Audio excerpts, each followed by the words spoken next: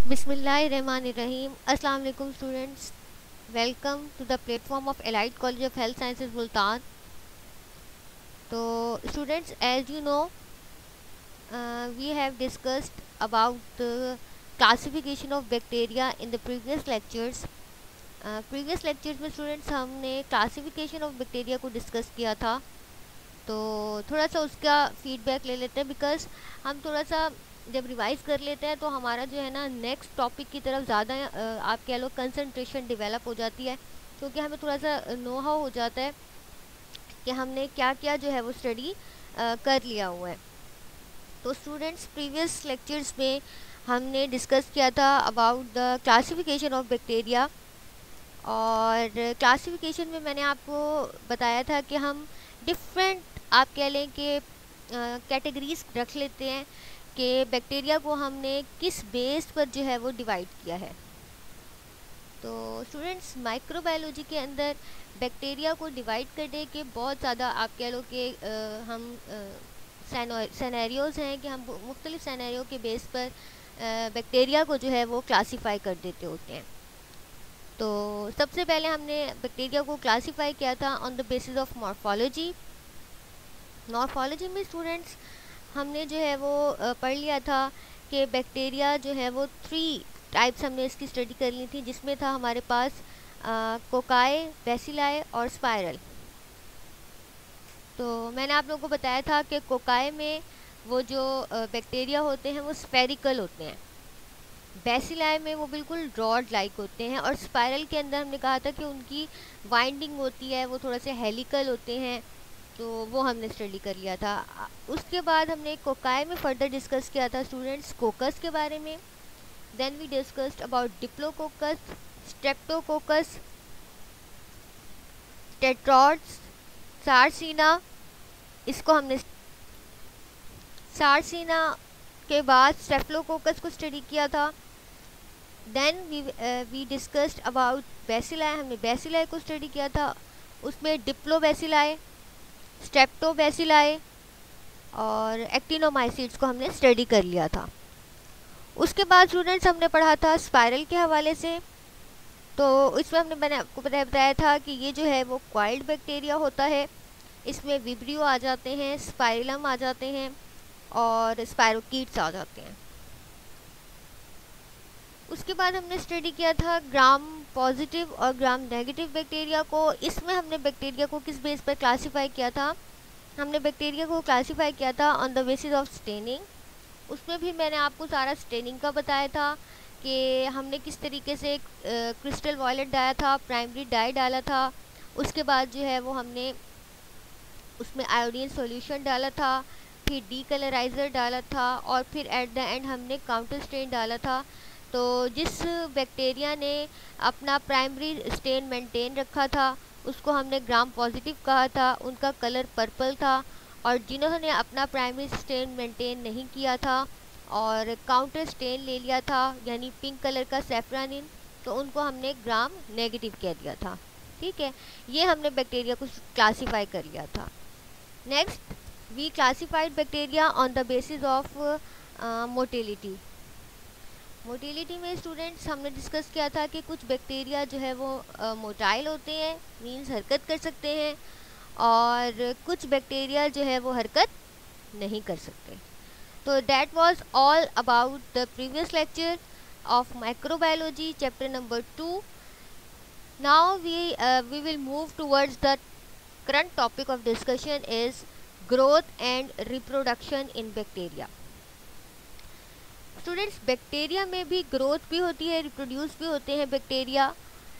इनमें अब हमको ये देखना है कि ऐसा कौन सा प्रोसेस है जिसमें बैक्टीरिया जो है वो ग्रो करता है और 2 में डिवाइड हो जाता है, और कितने टाइम में डिवाइड होता है, कौन कौन सी चेंजेस आती हैं इसकी स्ट्रक्चर के अंदर, और फिर हमने थोड़ा सा ये देख लेना है कि इसमें कौन कौन से फेजेस आते हैं। जो यानी जब बैक्टीरिया डिवाइड हो रहा होता है, ग्रो कर रहा होता है आप कह लो, तो इसके डिफरेंट हमने ना फेजेस बनाए हुए होते हैं, जो कि हम आगे चल के अभी लेक्चर में डिस्कस कर लेंगे। तो आज हमने डिस्कस कर लेना है अपना ग्रोथ और reproduction in bacteria. The first question that will come in your mind, पहला सवाल जो है आपके जहन में आ रहा होगा वो ये कि what is growth and reproduction in bacteria. Bacteria में ग्रोथ और रिप्रोडक्शन क्या होती है? Growth means increase in size. अगर मैंने आपको कहा था कि वर्ड्स पर ही गौर कर लेंगे तो हमें बहुत अच्छे से क्लियर हो जाएगा कि ग्रोथ का क्या मतलब होता है। ग्रोथ का मतलब होता है इंक्रीज इन साइज। अब बैक्टीरियल ग्रोथ का क्या मतलब होगा कि बैक्टीरिया डेफिनेटली कहीं ना कहीं अपने साइज में इंक्रीज होगा, बड़ा होगा। इंक्रीज का मतलब होता है ज़्यादा होना, बड़ा होना। Bacteria don't grow and multiply the same way as animals and humans. Next statement में वो कह रहे हैं कि बैक्टीरिया बिल्कुल ऐसे ही ग्रो या मल्टीप्लाई नहीं होता जैसे कि एनिमल्स होते हैं, जैसे कि ह्यूमंस होते हैं। अब आपको पता है कि माइटोसिस है, मियोसिस है, या फिर हमारे पास सेक्सुअल रिप्रोडक्शन होती हैं, उसका डिफरेंट एसेक्सुअल रिप्रोडक्शन के डिफरेंट आपने क्राइटेरिया स्टडी करे हैं 9th-10th में। तो अब बैक्टीरिया एक सिंपल सा यूनिसेलुलर ऑर्गेनिज्म है, इसमें तो वेल डिफाइंड न्यूक्लियस भी नहीं होता। तो ये किस तरीके से हमारी तरह या दूसरे जानवरों की तरह जो है वो ग्रो करेगा? इसका बहुत सिंपल सा एक मेथडोलॉजी है।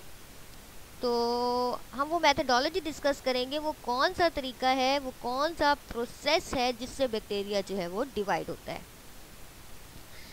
दे टेक इन न्यूट्रिएंट्स, ये अपने अंदर न्यूट्रिएंट्स लेकर जाते हैं। न्यूट्रिएंट्स स्टूडेंट्स यानी आप समझ लो ग़िज़ाइयत। ग़िज़ाइयत मतलब जो इनके लिए ज़रूरी है, जो चीज़ें इनके लिए ज़रूरी हैं ये वो अपने अंदर लेकर जाते हैं। एंड रिप्रोड्यूस बाय डिवाइडिंग, और ये डिवाइड हो जाते हैं। डिवाइड का मतलब क्या होता है? ये तकसीम हो जाते हैं। वन बैक्टीरिया स्प्लिट्स, एक बैक्टीरिया तकसीम हो जाएगा एंड बिकम 2 बैक्टीरिया, और वो एक बैक्टीरिया से 2 बैक्टीरिया में कन्वर्ट हो जाएगा। 2 बिकम्स 4, 2 जो है वो 4 बना देंगे। 4 बिकम्स 8, 4 जो है वो 8 बना देंगे, और इसी तरीके से ये सर्कल चलता रहेगा। तो students, if you remember in your physical class, जब मैं आपको थोड़ा सा पढ़ा रही थी अबाउट बायोटेक्नोलॉजी, जब हमारा थोड़ा सा चैप्टर नंबर 1 में आया था लर्स, तो मैंने आपको बताया था बैक्टीरिया डिवाइड होते हैं 1 से 2 में, फिर इसी तरीके से मैंने आपको एरो बना के दिखाया था कि 2 से 4 में, 4 से 8 में, और ये प्रोसेस जो है ये चलता रहता है। और जो टाइम लगता है ना बैक्टीरिया को डिवाइड होने में, वो भी बहुत कम लगता है। तो आइए देखते हैं कि बैक्टीरिया जो है वो किस तरीके से डिवाइड होते हैं। How growth takes place in bacteria, कि बैक्टीरिया में ग्रोथ जो है वो कैसे होती है। Bacteria reproduce by the process of binary fission. Bacteria में जो रिप्रोडक्शन हो रही होती है स्टूडेंट्स, वो कौन से प्रोसेस से हो रही होती है? बाइनरी फिशन से। ये मोस्ट इम्पॉर्टेंट प्रोसेस है for the growth and development of bacteria. तो बैक्टीरिया में रिप्रोडक्शन हो रही होती है किस तरीके से? By the process of binary fission. अब क्वेश्चन आपके जहन में आ रहा होगा, व्हाट इज बाइनरी फिशन? तो बाइनरी फिशन है हमारे पास, in this process an organism duplicate its genetic material और डीएनए, कि जो ऑर्गेनिज्म है वो डुप्लीकेट करता है, यानी 2 में डिवाइड करता है। किसको? इट्स जेनेटिक मटेरियल, अपने जेनेटिक मटेरियल को, जिसको हम डीएनए यानी डीऑक्सीराइबोन्यूक्लिक एसिड भी कह देते हैं। तो जो जेनेटिक मटेरियल है उसको 2 पार्ट्स में डिवाइड करेगा and then divide into 2 parts, और फिर इसके 2 सेल के 2 हिस्से हो जाएंगे, और हर जो नया हिस्सा है वो एक कंप्लीट ऑर्गेनिज्म बन जाएगा, एक कंप्लीट बैक्टीरिया बन जाएगा, और हर पीस के पास, हर पार्ट के पास डीएनए जो है उसकी कॉपी चली जाएगी। तो इसको मैं आपको डायग्राम में भी समझा देती हूँ कि बाइनरी फिशन में एक ऑर्गेनिज्म डुप्लीकेट करता है अपना जेनेटिक मटेरियल या फिर डीएनए को, और फिर डिवाइड हो जाता है 2 पार्ट्स में, with each new organism receiving 1 copy of DNA. और जो हर नया ऑर्गेनिज्म बन रहा होता है स्टूडेंट्स, उसके पास एक कॉपी डीएनए की चली जाती है। इस तरीके से वो एक कंप्लीट ऑर्गेनिज्म बन जाता है। Now look at the diagram. Cell replicates its DNA like this. ये मैंने आपको कलर्स इसलिए डिफरेंट है, ये है एक ही डीएनए जिसको डिवाइड होना है, तो आप लोगों की आसानी के लिए कि ये हमारे पास जो है वो डीएनए था, ये दो में डिवाइड हो गया, और मैंने आपको न्यूक्लियोटाइड का तो पहले ही बता दिया था। फिर ये जो सेल वॉल है सबसे बाहर वाली, उसके अंदर साइटोप्लाज्मिक मेम्ब्रेन है, और फिर ये वाला रेप्लिकेटेड डीएनए, ये ओरिजिनल डीएनए था, उसके बाद ये रेप्लिकेटेड डीएनए है। तो स्टूडेंट्स अब आपको समझ में आ रहा होगा कि जब मैंने स्ट्रक्चर पढ़ाया था तो इतना डिटेल क्यों बताई थी, इसीलिए कि अगर आप लोगों को वहाँ पर डिटेल ना पता चलती तो अब जब हम अपना बैक्टीरिया की रिप्रोडक्शन पढ़ रहे थे तो फिर अब आपको यहाँ कंफ्यूज हो रहे होते आप कि ये साइटोप्लाज्मिक मेम्ब्रेन का या न्यूक्लियोटाइड का या सेल वॉल का कॉन्सेप्ट आ रहा था। तो सबसे पहले होता ये है कि ये जो डीएनए है ये क्या करता है, ये दो में डिवाइड हो जाता है। और एक और बात आपने ध्यान में रखनी है, बैक्टीरिया का सर्कुलर सा डीएनए होता है, ठीक है। अब जब ये दो में डिवाइड होगा स्टूडेंट्स, तो दूसरे स्टेप में क्या होगा, the cytoplasmic membrane elongates separating DNA molecule.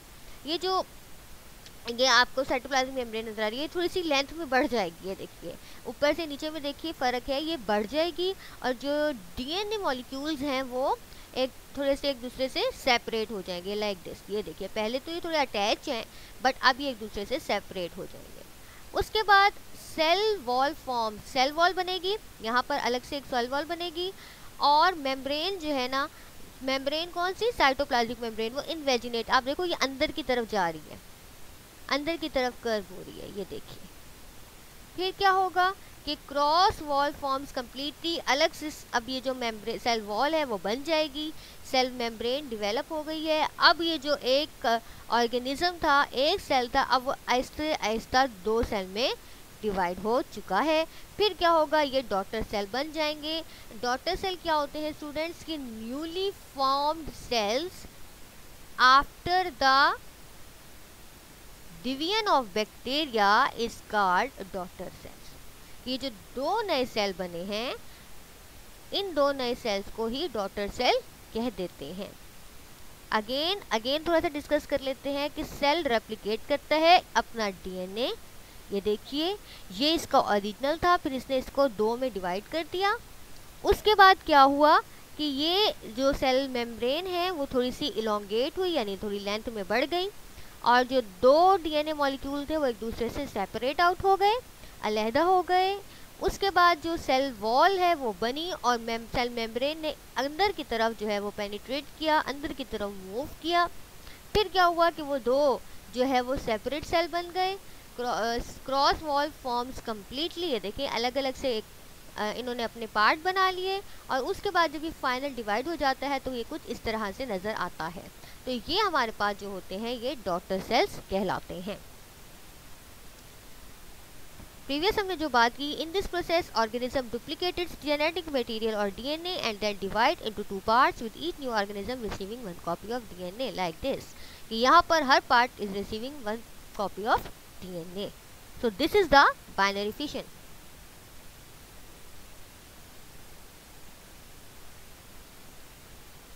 Next is binary fission in bacteria. Bacteria के अंदर बाइनरी फिशन जो है वो कैसे हो रहा होगा। Bacteria increase in number, bacteria जो है वो तादाद में बढ़ जाते हैं बाय द बाइनरी फिशन। कौन से मेथड से बढ़ जाते हैं, बाइनरी फिशन से। बैक्टीरिया तादाद में बाइनरी फिशन से बढ़ जाते हैं, जाहिर सी बात है तादाद में बढ़ रहे हैं ना, एक से दो हो रहे हैं, तो बाइनरी फिशन में बैक्टीरिया तादाद में बढ़ जाते हैं। ड्यूरिंग सेल डिवीजन के दौरान पेरेंट सेल इनलार्ज हो जाता है, जैसे आपने यहाँ देखा कि ये पेरेंट सेल थोड़ा सा बड़ा हो गया, इनलार्ज हो गया। क्रोमोसोम डुप्लीकेट हो जाते हैं। Genetic material is equally distributed in the cell, कि जेनेटिक मटेरियल बराबरी यानी कि इक्वल जो है वो डिस्ट्रीब्यूट होता है। देखिए ये दोनों, आप ये तो नहीं कह सकते ना कि ये कम है ये ज़्यादा है, दोनों जो होते हैं वो बराबर होते हैं और डिवाइड हो जाते हैं दो सेल्स में। प्लाज्मा मेम्ब्रेन इन्वेजिनेट, अंदर की तरफ मूव करती है, इन्वेजिनेट का मतलब होगा अंदर की तरफ मूव कर जाना उसको, और डिवाइड कर देती है सेल को दो नए सेल्स के अंदर लाइक दिस। ठीक है। तो ये था students all about the binary fission. और एक और जो इम्पोर्टेंट फैक्ट है about binary fission, it is the asexual way of reproduction. ये सेक्सुअल वे नहीं है, ये एसेक्सुअल वे है रिप्रोडक्शन का। तो इंशाल्लाह when we will when we complete our second chapter of microbiology, तो इससे पहले थोड़ा सा मैं आपको स्टॉप कराकर चैप्टर नंबर 1 जो हमने कंप्लीट कर लिया स्टूडेंट्स, उसके एमसीक्यूज में आपसे डिस्कस करूंगी। मैं आपको पहले भी कहा था क्लास पे टेस्ट होगा, बट नाउ मैं आपको ऑनलाइन जो है वो एमसीक्यूज थोड़े से डिस्कस करवा दूंगी, क्योंकि कुछ स्टूडेंट्स क्लासेस में भी कंफ्यूज है कि एमसीक्यूज किस तरह से आते हैं। तो हम वो एमसीक्यूज भी डिस्कस कर लेंगे। होपफुली कल के लेक्चर में मैं चैप्टर नंबर 1 के जो है वो माइक्रोबायोलॉजी के एमसीक्यूज जो है वो डिस्कस करूंगी। साथ ही साथ कुछ क्वेश्चंस मैंने आपको असाइनमेंट्स में जिस तरह से दिए थे फिजियोलॉजी के, तो मैं कुछ शॉर्ट क्वेश्चंस जो है वो भी लिख दूंगी, उनको भी डिस्कस कर लेंगे कि माइक्रोबायोलॉजी में शॉर्ट क्वेश्चंस किस तरीके से आ सकते हैं, उनको किस तरीके से हमने अटैम्प्ट करना है। तो होपफुली इंशाल्लाह कल जो है ना वो हम अपना एमसीक्यूज का पोर्शन रखेंगे, तो हम डिस्कस कर लेंगे चैप्टर नंबर 1 के एमसीक्यूज माइक्रोबायोलॉजी में। और इसी तरीके से एनाटॉमी का भी हमारा चैप्टर नंबर 1 कंप्लीट हो गया है, तो उसमें भी जो है वो इम्पॉर्टेंट एमसीक्यूज और शॉर्ट आंसर क्वेश्चंस इंशाल्लाह स्टूडेंट्स हम डिस्कस कर लेंगे। तो इसके बारे में आपने वरीड नहीं होना। तो ये था हमारे पास बाइनरी फिशन। अब हम थोड़ा सा डिस्कस करेंगे about the binary fission bacteria. अच्छा, थोड़ा सा नेक्स्ट इन्फॉर्मेशन ले लीजिए। These new cells are called daughter cells. ये इन न्यू सेल्स को जो यहाँ बन रहे हैं, हमने कहा ना प्लाज्मा मेम्ब्रेन इन्वेजिनेट हो जाएगी and divide the cell into 2 new cells. तो जो दीज न्यू सेल्स, ये जो नए सेल्स हैं, इनको हम क्या कहते हैं? Daughter cell. इन सेल्स को हम क्या कहेंगे स्टूडेंट्स? डॉटर सेल्स कहेंगे। Daughter cells are formed after fix interval. Fix interval का क्या मतलब होता है कि एक मतलब आप कह लो कि मुतय्यन शुदा एक वक्फा होता है। वक्फ इंटरवल का मतलब क्या होता है? वक्फा। तो वो वक्फा होता है जिस वक्फे में कि इस वक्फे के बाद हम कहेंगे कि बैक्टीरिया जो है वो 1 से 2 में डिवाइड हो जाएंगे। और वो वक्फा कितने मिनट का होता है? Fix interval is of 20 minutes. कितने टाइम का होता है स्टूडेंट्स? 20 मिनट का होता है वो interval. And population of bacteria is increase, और बैक्टीरिया की जो पॉपुलेशन है वो बढ़ जाती है। तो स्टूडेंट्स इट्स आप कह लो कि मैं आपसे ज़रूर ये एडवाइस करूँगी कि जब भी लेक्चर लेने बैठिए, ये मैं आपको अगेन एंड अगेन कह रही हूँ, जब भी लेक्चर लेने बैठिए अपने पास जो है वो रजिस्टर ज़रूर रखिए, नोट्स अपने सामने रखिए, कि आप लोगों को हर जो बात हम पढ़ रहे हैं ना वो यहीं पर याद हो जाए। आप मतलब आप जब आप अच्छे से फोकस होके काम करोगे ना, तो ये जो लेक्चर्स आपको दिए जा रहे हैं आप इनको यहीं पर याद कर सकते हो। तो आपके पास गोल्डन अपॉर्चुनिटी है कि आप यहाँ से अपने नोट्स बनाएं। नोट्स आपके पास ऑलरेडी अवेलेबल हैं। अपनी राइटिंग स्किल्स को बढ़ाने के लिए, अपनी लर्निंग पावर को इन्हांस करने के लिए, बढ़ाने के लिए आप खुद से उसको राइट डाउन कर लीजिए। उससे ये होगा कि जब वो चीज़ आपके एक बार हाथ से गुजर जाएगी तो आपको उसको समझना, जब आप खुद से पढ़ने बैठोगे दोबारा से, तो आपको उसको पढ़ना भी आसान होगा, याद किया हुआ होगा, तो जस्ट रिवीजन में टाइम लगेगा, बाकी आपका टेस्ट जो है वो प्रिपेयर हो जाएगा। तो प्लीज़ इस टाइम को अवेल कीजिए, अपना साथ के साथ लर्निंग पर भी फोकस कीजिए। अब ये जैसे मैं बता रही हूँ, मैंने पॉइंट्स बना दिए हैं, साथ साथ ये देखिए ये मैंने पॉइंट्स बना दिए हैं, ये वाले पॉइंट्स आप खुद भी बना लें ताकि क्वेश्चन भी आ जाए तो इजीली अटेम्प्ट कर लो। ये डायग्राम थोड़ी सी यहाँ पर रिप्रेजेंट की हुई है, तो ये डायग्राम खुद से बना लो। इससे ये होगा कि जब टेस्ट में बनाओगे तो फ़ौरन बन जाएगी, 5 मिनट्स में बन जाएगी। इससे ये होगा कि क्वेश्चन अच्छा अटैम्प्ट होगा और हमें मार्क्स जो है वो ज़्यादा मिलेंगे, और क्वेश्चन हम जो है वो सारे अपने अटैम्प्ट कर लेंगे जब अगर हमारी राइटिंग प्रैक्टिस बहुत अच्छी हुई होगी। तो जो इंटरवल है students, back to the topic, जो हमारा इंटरवल है वो 20 मिनट का होता है और पॉपुलेशन बैक्टीरिया की बढ़ जाती है। नेक्स्ट है हमारे पास students about the phases of growth. ये जो बैक्टीरिया ग्रो कर रहा है इसके डिफरेंट फेजेस होते हैं, सही है। अब 4 फेजेस हैं ग्रोथ, बैक्टीरिया की ग्रोथ के ना 4 फेजेस होते हैं। कौन कौन से फेजेस होते हैं? एक होता है लैग फेज, एक होता है लॉग फेज, एक होता है स्टेशनरी फेज, और एक होता है डिक्लाइन फेज। अच्छा, अब थोड़े से जो ये फेजेस हैं स्टूडेंट्स, इनके अल्टरनेट नेम्स में आपको बता दूं। जो लॉग फेज है ना, ये बेसिकली वर्ड लॉगरिथम आपने पढ़ा हुआ होगा। लॉगरिथम 9 क्लास का मैथ्स का 3rd चैप्टर है 9 क्लास में, तो उसमें हमने जो है वो लॉगरिथम पढ़ा है। तो ये जो लॉग फेज है ये लॉगरिथम से ही उन्होंने डिराइव किया है। और इसका दूसरा नाम होता है एक्सपोनेंशियल फेज, लॉग फेज और एक्सपोनेंशियल फेज। तो ये मैंने अगले स्लाइड्स में मेंशन किया हुआ है। और जो फोर्थ फेज है ना स्टूडेंट्स, डिक्लाइन फेज, इसका दूसरा नाम होता है डेथ फेज। इसका दूसरा नाम क्या होता है? Death phase. तो कितने फेजेस है बैक्टीरिया की ग्रोथ के? आपसे कोई पूछ लेता है तो आप आंसर करोगे कि there are 4 phases of bacterial growth. जी कौन कौन से? आप कहोगे लैग फेज है, लॉग फेज है, स्टेशनरी फेज है और डिक्लाइन फेज है। तो ये 4 फेजेस आप बता दोगे। सपोज वो आपसे अगला क्वेश्चन कर ले कि जी डेथ फेज होता है, वो क्या होता है? तो आपने कहना है सर डिक्लाइन फेज को ही डेथ फेज कहते हैं। तो ये जो आपसे क्वेश्चंस है इस तरह से भी पूछे जा सकते हैं।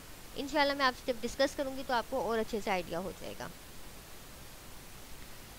अच्छा जी, अब ये आप स्टूडेंट्स देख लीजिए कि हमारे पास एक अच्छी सी यहाँ पे एक डायग्राम हमने रिप्रेजेंट की हुई है कि होता क्या है कि हम ना एक ग्राफ ड्रॉ कर लेते हैं। आपको ग्राफ ड्रॉ करना फिजिक्स में भी 9th क्लास में सिखाया है कि एक हमारे पास एक्स एक्सिस होता है, ये वाला जो हमारे पास ये वाला साइड होती है इसको हम कहेंगे वाई एक्सिस, और ये वाला हमारे एक्स एक्सिस होती है। तो हमने पढ़ा हुआ है कि एक्स एक्सिस पर टाइम होता है और वाई एक्सिस पर यहाँ पर हमारे पास लॉग नंबर होते हैं सेल्स के, यानी सेल्स का आपने लॉग ले लेना है। तो वो हमारा वाई एक्सिस पर आ जाएगा और एक्स एक्सिस से हमारे पास टाइम आ जाएगा। फिर अब हम जब एक ग्राफ ड्रॉ करते हैं तो ये देखिए ये जो इस तरह से एक फेज़ है, ये वाला जो दिखाया गया है इसको हम कहते हैं लैग फेज़। कौन से वाला फेज़ है? ये वाला लैग फेज़। इंट्रोडक्शन देखें कि जो ये वाला पार्ट है ना इस ग्राफ का, ये वाला, इसको हम कहते हैं लैग फेज़।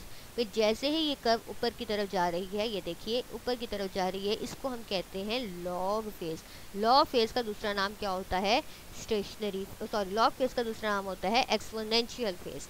उसके बाद ये हमारे पास थर्ड फेज़ है स्टेशनरी फेज़, और फोर्थ फेज़ है हमारे पास डेथ फेज़। इस डेथ फेज़ का दूसरा नाम मैंने आपको एक डिक्लाइन फेज़ भी कह देते हैं। इसको कम हो रहा है ना, ये देखें ग्राफ नीचे की तरफ आ रहा है, तो इसको हम डेथ फेज़ भी कह देते होते हैं या फिर हम इसको डिक्लाइन फेज़ भी कह देते होते हैं। अच्छा, अब बच्चे कहाँ पे कंफ्यूज होते हैं? वो ना पहले लॉग फेज़ लिख देते हैं और फिर लैग फेज़ लिख देते हैं। अक्सर बच्चे गलतियाँ करते हैं कि लॉग फेज़ को लैग फेज़ से पहले लिख देते हैं। तो स्टूडेंट्स सबको मैं बताती हूँ कि इसको याद करने का आसान तरीका ये है कि ए पहले आता है, ओ बाद में आता है। तो LAG लैग फेज़ जो है वो पहले आएगा और LOG लॉग फेज़ जो है वो बाद में आएगा। सिंपल है, ठीक है। उसके बाद ये आपको याद करना आसान हो जाएगा। अब हम थोड़ा डिस्कस कर लेते हैं कि what is lag phase, what is log phase, what is stationary phase and what is the death phase. इसको हम थोड़ा सा स्टडी कर लेते हैं वन बाय वन। जी, सबसे पहले है हमारे पास लैग फेज़। इस लैग फेज़ में क्या होता है? It is a phase of no growth. इस फेज़ में कोई भी ग्रोथ जो है वो नहीं हो रही होती। लैग फेज़ के अंदर कोई भी ग्रोथ नहीं हो रही होती। Bacteria prepare themselves for division. Bacteria अपने आप को तैयार कर रहा होता है कि मैंने अब डिवाइड होना है। तो आपसे एक क्वेश्चन पूछ सकते हैं कि which phase of bacterial growth is the phase in which there is no growth. तो उसमें लैग फेज आ जाएगा। अच्छा, थोड़ा सा हम कहते हैं कि डेथ फेज़ क्या होता है। जब मैं वो बताती हूँ तो फिर मैं आपको क्वेश्चन थोड़ा सा और कि उसमें डेथ फेज़ भी आ जाएगा, कैसे वो हम डिस्कस करते हैं स्टूडेंट्स। सबसे पहले लैग फेज़ में हमने डिस्कस कर लिया कि ये वो फेज़ होता है जिसमें कोई भी ग्रोथ नहीं हो रही होती। और दूसरा हम कह रहे हैं कि बैक्टीरिया अपने आप को प्रिपेयर करता है डिवीजन के लिए कि अब मैंने डिवाइड होना है। अब ये वाली जो मैं बात कह रही हूँ कि बैक्टीरिया प्रिपेयर करता है अपने आप को डिवाइड करने होने के लिए, तो इसमें ना वो आप कह लो कि प्रिपेयर कर रहा होता है क्या डिफरेंट एंजाइम्स और दूसरे मॉलिक्यूल्स, उन सबको सिंथेसाइज हो रहे होते हैं, वो बन रहे होते हैं। वो एंजाइम्स, वो मॉलिक्यूल जो बैक्टीरिया को डिवाइड होने के लिए चाहिए होते हैं ना, बैक्टीरिया उनको बना रहा होता है। कौन से वाले फेज़ में? लैग फेज़ में। और दूसरा आप ये कह लें कि जो लेंथ होती है ना लैग फेज़ की, कि आपको कितनी देर जारी रहता है, तो इसके भी कुछ फैक्टर्स होते हैं स्टूडेंट्स के। कौन सा बैक्टीरिया है, टाइप ऑफ बैक्टीरिया पे भी डिपेंड करता है कि किसी बैक्टीरिया का लैग फेज़ ज़्यादा होता है, किसी बैक्टीरिया का लैग फेज़ जो है वो कम होता है। दूसरा जो रहता है कि वो डिपेंड करता है इन्वायरमेंटल फैक्टर्स, जैसे कि टेम्परेचर वगैरह पर भी डिपेंड करता है। तो मैंने आपको प्रीवियस लेक्चर्स में बताया हुआ है कि कुछ बैक्टीरिया हीट सेंसिटिव होते हैं या हीट लवर्स होते हैं, और कुछ बैक्टीरिया कोल्ड लवर्स होते हैं। तो टेम्परेचर के मामले में उसको थोड़े से बैक्टीरिया सेंसिटिव होते हैं। तो लैग फेज़ वो फेज़ होगा सिंपल वर्ड्स में हम कहें लैग फेज वो फेज होगा जिसमें जो ग्रोथ है वो नहीं हो रही होती, लेकिन बैक्टीरिया स्टिल अपने आप को तैयार कर रहा होता है कि मैंने अब डिवाइड होना है, और वो अपने लिए वो वाले मॉलिक्यूल्स और एंजाइम्स बना रहा होता है जिसने डिवीजन में उसके काम आना है। होपफुली ये आपको लैग फेज जो है वो अच्छे से क्लियर हो गया होगा। फिर मैंने आपको बताया कि ये डिपेंड करता है कुछ फैक्टर्स पर कि बैक्टीरिया की टाइप कौन सी है, और फिर ये थोड़ा सा टेम्परेचर वगैरह पर भी डिपेंड करता है कि टेम्परेचर फेवरेबल है तो जाहिर सी बात है कि ये जल्दी हो जाएगा, अदरवाइज थोड़ी सी डिस्ट्रप्शन आ जाएगी, थोड़ी सी मतलब इसमें आप कह लो कम या ज़्यादा हो जाएगा टेम्परेचर अगर नॉर्मल फेवरेबल नहीं है तो ये तो था हमारे पास लैग फेज। जो उसके बाद है हमारे पास नेक्स्ट लॉग फेज। तो मैंने आपको बताया कि लॉग फेज का दूसरा नाम क्या होता है, एक्सपोनेंशियल फेज। लॉग फेज को हम एक्सपोनेंशियल फेज भी कह देते होते हैं, और it is a phase of rapid division. इसमें जो है ना वो बैक्टीरिया बहुत तेज़ी से डिवाइड हो रहे होते हैं। तो अच्छा एक और बात बता दूं कि जब बैक्टीरिया बहुत तेज़ी से डिवाइड हो रहे होते हैं ना स्टूडेंट्स, तो कुछ एंटीबायोटिक्स ऐसी होती हैं जो तब बड़ी ज़्यादा पावरफुल होती हैं अगर हम उनको तब दें जब बैक्टीरिया तेज़ी से डिवाइड हो रहे हैं। ठीक है, तो हम क्या ये भी कह सकते हैं कि ये जो फेज़ होता है ना ये मोर सेंसिटिव होता है एंटीबायोटिक्स के लिए। यानी अगर इस फेज़ के अंदर हम एंटीबायोटिक दे दें बॉडी में, अगर बैक्टीरिया तेज़ी से डिवाइड हो रहा है और इस टाइम में हम एंटीबायोटिक दे दें तो बहुत ज़्यादा इफ़ेक्टिव होगी। तो थोड़ा सा ये आपको मेडिकल पॉइंट ऑफ व्यू से भी बता दिया कि बैक्टीरिया बहुत ज़्यादा तेज़ी से डिवाइड हो रहे होते हैं, तो एंटीबायोटिक भी, कुछ एंटीबायोटिक जो होती हैं वो अपना असर बहुत अच्छे से दिखा देती हैं। और दूसरा फिर ये होता है कि सपोज़ हमारे पास मेटाबॉलिज्म जो होता है ना बैक्टीरिया का वो भी बहुत ज़्यादा होता है। जाहिर सी बात है जब वो तेज़ी से डिवाइड हो रहा है तो बैक्टीरिया का जो मेटाबॉलिज्म है वो भी बहुत ज़्यादा होगा। तो सिंपल वर्ड्स दोबारा से डिस्कस करते हैं। Log phase it is also called exponential phase, इसको हम एक्सपोनेंशियल फेज भी कहते हैं, और it is a phase of rapid division. इसमें बैक्टीरिया बहुत तेज़ी से डिवाइड हो रहे होते हैं। ये देखें कितनी तेज़ी से बैक्टीरिया का जो ग्राफ है, नंबर ऑफ सेल्स है, लॉग नंबर ऑफ सेल्स, यानी जब ये ग्राफ ऊपर की तरफ जाएगा ना स्टूडेंट्स तो नंबर ऑफ सेल्स भी बढ़ेंगे।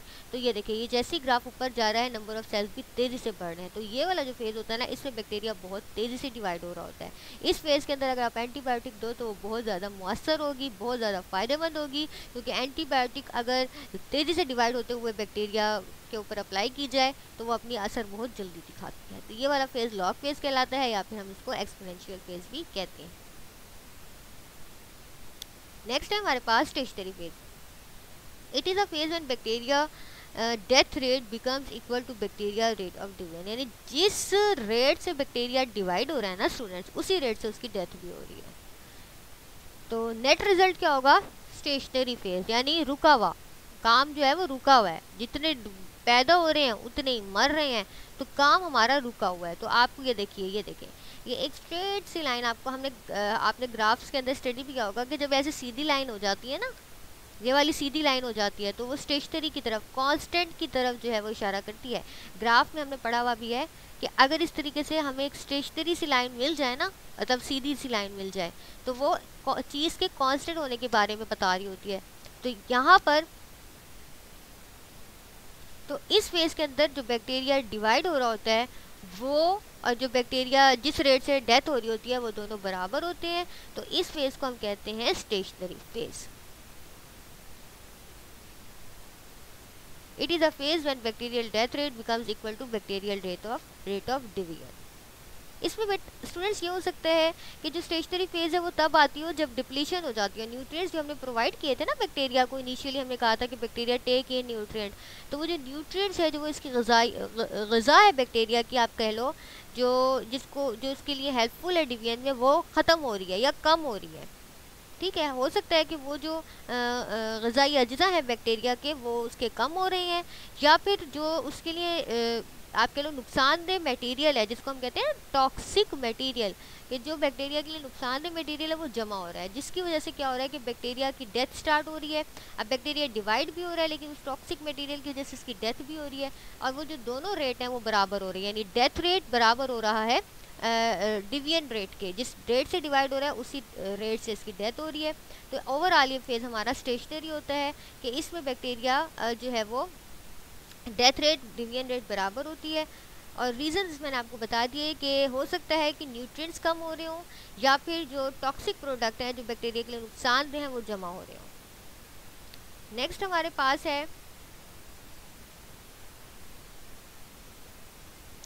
Decline phase. डिक्लाइन फेज का दूसरा नाम मैंने आपको बताया था डेथ फेज होता है। In this phase bacteria starts dying, bacteria मरना शुरू कर देते हैं। ठीक है, बैक्टीरिया अब यहाँ पर, अब वहाँ तो फिर डिवाइड हो रहे हैं ना स्टेशनरी फेज में, लेकिन जो डिक्लाइन फेज है इसमें बैक्टीरिया की डेथ होना स्टार्ट हो जाती है। बैक्टीरिया ने मरना है, वो मरना स्टार्ट हो जाते हैं। Rate of division of bacteria decrease होता है due to the absence of nutrition. यहाँ पर मैंने आपको बताया था कि जो न्यूट्रिएंट्स हैं वो मैंने कहा था कम हो रहे हैं, लेकिन यहाँ पर क्या हो जाते हैं, ख़त्म हो जाते हैं। तो फिर बैक्टीरिया जो है ज़ाहिर जब इनको अपनी न्यूट्रिशन ही नहीं मिलेगी, अपने डिवीजन के लिए कोई ग़िज़ाइयत ही नहीं मिलेगी, तो ये किस तरीके से डिवाइड होंगे। तो इन्होंने अल्टरनेट क्या होना है, इनकी डेथ होनी शुरू हो जानी है। तो उस फेज़ को हम कहते हैं डिक्लाइन फेज़। ये देखें, ये देखो, ये नीचे जैसे ये ऊपर जा रहा था ना लॉग फेज के अंदर, ये बैक्टीरिया जो है वो तादाद में ज़्यादा हो रहे थे, तो डेथ फेज में वो तादाद में कम हो रहे होते हैं। इसको हम कहते हैं डेथ फेज। तो let's sum up the lecture. We discussed about growth and reproduction in bacteria. Then we discussed what is growth and reproduction in bacteria. We discussed about the binary fission and then we discussed about this diagram. So आपको diagram के ज़रिए से भी अच्छे से पता चल जाएगा कि बैक्टीरिया जो है वो किस तरीके से बाइनरी फिशन से डिवाइड हो रहा होता है। Then we discussed about binary fission properly and then we discussed about the phases of growth. Phase of growth includes lag phase, log phase, stationary phase, decline phase. What is the other name of log phase? It is known as, also known as exponential phase. What is the other name of decline phase? इसका दूसरा नाम क्या है? इसका दूसरा नाम होता है स्टूडेंट्स डेथ फेज। और फिर हमने थोड़ा सा इसकी भी डायग्राम स्टडी कर ली थी और वन बाय वन जो है वो इनको डिस्कस कर लिया था। इंशाल्लाह नेक्स्ट लेक्चर में मैं आपको ऑलरेडी बता चुकी हूँ कि मैं पहले चैप्टर नंबर 1 के एमसीक्यूज जो है वो डिस्कस करूँगी। फिर जो है वो इंशाल्लाह सेकंड चैप्टर जहाँ से हमने स्टार्ट मतलब रोका है, नेक्स्ट हम प्रोसीड करेंगे। अगर किसी का कुछ क्वेश्चन है तो वो प्लीज़ नोट डाउन कर ले अपना जो है वो, ताकि पूछने के लिए उसको जो है वो इजी रहे। इंशाल्लाह फर्दर लेक्चर्स में कंटिन्यू करेंगे अपना। यहाँ तक किसी को कोई क्वेश्चन, कोई कन्फ्यूजन हो तो ज़रूर पूछे। Thank you for your concentration students. अल्लाह हाफिज़।